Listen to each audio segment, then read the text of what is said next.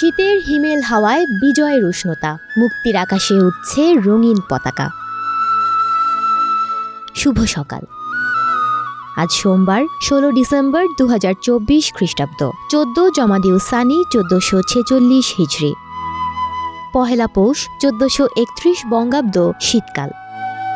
শীতের সকালের কুয়াশার মতো মুক্তিযুদ্ধের আত্মত্যাগের স্মৃতিও ছড়িয়ে থাকুক সকলের মনে। মহান বিজয় দিবসের চেতনায় উজ্জীবিত হয়ে শুরু হোক নতুন পথ চলা।